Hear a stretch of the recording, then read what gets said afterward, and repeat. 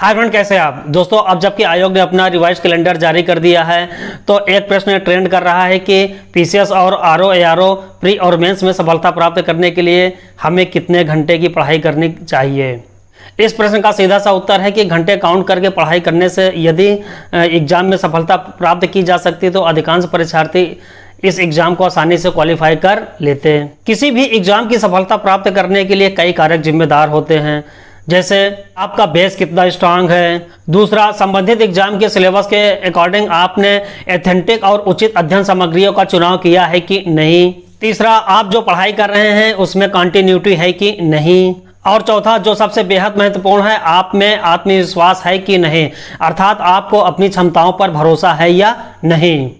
पहले बिंदु पर यदि हम चर्चा करें कि आपका बेस कितना स्ट्रांग है। बेस स्ट्रांग से आशा यह है कि आपकी विषयों के प्रति कितनी समझ है। यदि आपके विषयों के प्रति समझ अच्छी है तो आपको उसे तैयार करने में कम समय लगेगा। यदि आपकी विषयों के प्रति अच्छी नहीं है तो आपको उस विषय को तैयार करने में ज़्यादा समय लगेगा। यहाँ बात हो रही है कि हमें कितने घंटे पढ़ाई करना चाहिए। दोस्तों, मैं अपनी बात करूं तो मुझे पीटी क्वालिफाई करने के लिए मैं मात्र 20 से 25 दिन ही पढ़ाई करता था। चूंकि मेरा बेस स्ट्रांग था इसलिए मुझे कुछ ज़्यादा करने की ज़रूरत नहीं होती थी। मैं सिंपल से यही काम करता था कि 10-15 साल के अरिहंत के पेपर सॉल्व कर लेता था और घटना चक्र पूर्वावलोकन सरसरी निगाह से देख लेता था, और इसके अलावा करंट अफेयर्स, यूपी स्पेशल, आर्थिक जनगणना इत्यादि पर विशेष जोर देता था। इस प्रकार मैं 4 से 5 घंटे 20-25 दिन पढ़ करके ही पीटी की तैयारी कर लेता था। 20 से 25 दिनों में मेरी पीटी की तैयारी इसलिए हो जाती थी क्योंकि आरओ का सिलेबस मेरा पहले से कंप्लीट था।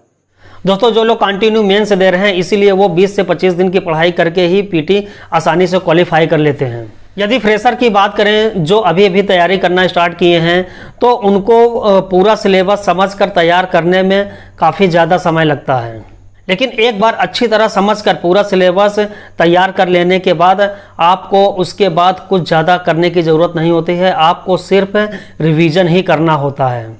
इसलिए जो फ्रेशर है मेरा उनसे यही कहना है कि आपका ध्यान घंटे पर नहीं बल्कि सिलेबस पर केंद्रित होना चाहिए। इसलिए जब तक सिलेबस कंप्लीट ना हो भूल जाइए घड़ी की सुइयों को और झोंक दीजिए पूरी ताकत सिलेबस को कंप्लीट करने में। ये आपकी क्षमता पर डिपेंड करता है कि आप 10 घंटे पढ़ते हैं या 12 घंटे पढ़ते हैं। विभिन्न यूट्यूब चैनलों पर मैं देखता हूं कि आप इतने घंटे पढ़ाई कर लीजिए तो आपका प्री निकल जाएगा, आपका मेंस निकल जाएगा। दोस्तों, ये सब बकवास की चीज़ें हैं, ये ऐसा कुछ भी नहीं होता है। टोटल आपके सिलेबस कंप्लीट करने पे होता है। आप जितनी जल्दी सिलेबस कंप्लीट कर लेंगे उतनी ही जल्दी आप इस एग्ज़ाम को क्वालिफाई कर लेंगे। इसी कड़ी में दूसरा महत्वपूर्ण कारक है कि हम जो एग्ज़ाम देने जा रहे हैं उसके सिलेबस के अकॉर्डिंग एथेंटिक और उचित अध्ययन सामग्रियों का चुनाव किया है कि नहीं। यदि आप एथेंटिक और उचित अध्ययन सामग्रियों का चुनाव नहीं करेंगे तो आप कितनी भी मेहनत कर लें, किसी भी एग्ज़ाम में सफलता प्राप्त करना आपके लिए बेहद मुश्किल हो जाएगा। इसलिए किसी भी एग्जाम में सफलता प्राप्त करने के लिए आपको उचित और एथेंटिक अध्ययन सामग्रियों का चुनाव करना बेहद जरूरी है।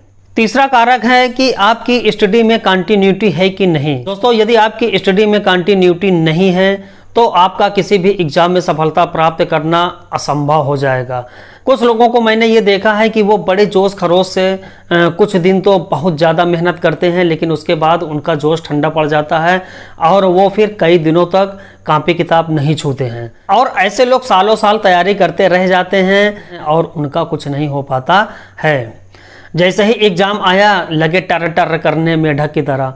तो दोस्तों, टर टर करने से कोई फ़ायदा नहीं होगा। आपको खरगोश की तरह भागना नहीं है बल्कि आपको कछुए की तरह धीरे धीरे कंटिन्यू अपने लक्ष्य की ओर कदम बढ़ाना है।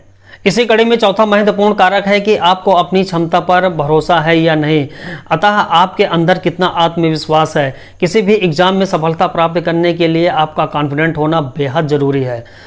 दोस्तों, मैंने ऐसे कई लोगों को देखा है कि जिनकी तैयारी बहुत अच्छी होती है लेकिन वो एग्ज़ाम रूम में जाते ही पता नहीं उनका कॉन्फिडेंस कहाँ चला जाता है और वो आसान से क्वेश्चन भी गलत करके चले आते हैं।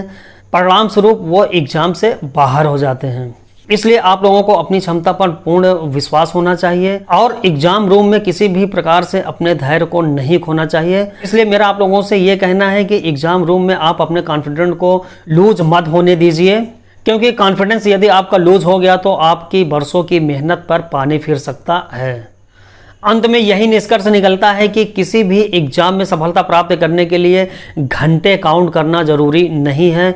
जो लोग भी ये कहते हैं कि 6 घंटे पढ़ लीजिए, 10 घंटे पढ़ लीजिए तो आपका प्री और मेंस क्लियर हो जाएगा, दोस्तों ये टोटली बकवास है। आप लोग इसके चक्कर में बिल्कुल भी ना रहें। आप अपनी पूरी ताकत सिलेबस को कंप्लीट करने में झोंक दीजिए। जिस दिन आपका सिलेबस पूरा कंप्लीट हो जाएगा उस दिन आप निश्चित ही सफलता को प्राप्त कर लेंगे। तो दोस्तों मिलते हैं नेक्स्ट वीडियो में। धन्यवाद।